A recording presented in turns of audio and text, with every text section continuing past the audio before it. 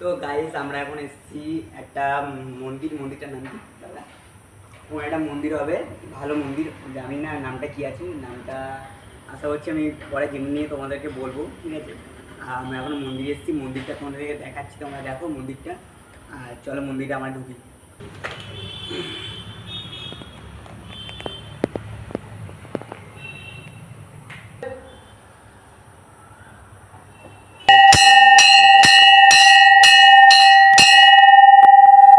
তো গাইস মন্দিরটা খুবই সুন্দর মন্দির, আর এই মন্দিরে আমার ভিডিও করতাম। মন্দিরটা আরও মন্দির আছে ওই সাইডে, একটু দেখাও মন্দিরগুলো।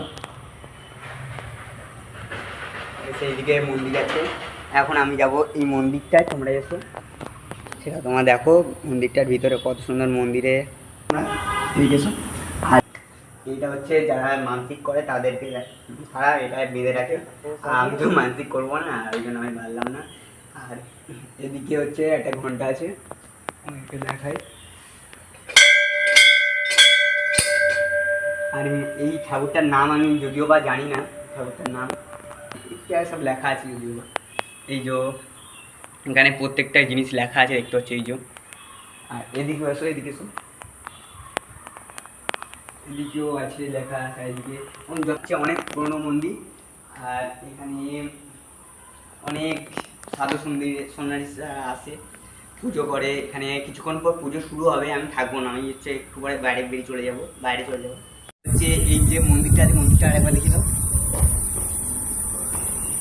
এই মন্দিরের যিনি পূজারী ছিলেন আগেকার, সেটা হচ্ছে এই মন্দিরের পূজারী ইনি হচ্ছে, এই গুরুজি হচ্ছে আমাদের এই মন্দিরটার পুরোহিত।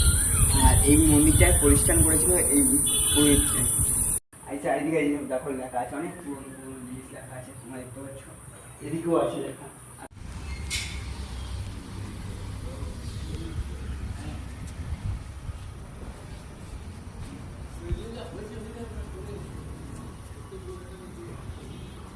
আমরা একটা শ্মশানে যাচ্ছি, দেখতে পাচ্ছ। শ্মশানটা হচ্ছে এখানকারই শ্মশান, নাম জানি না, মানে চরণ কি একটা জায়গা আছে, ওইখানে আমরা এসেছি। আর একটা মন্দির আছে, মন্দিরের শ্মশানে আমরা যাচ্ছি, তোমরা এসো আর তোমাদেরকে দেখাচ্ছি, চলো।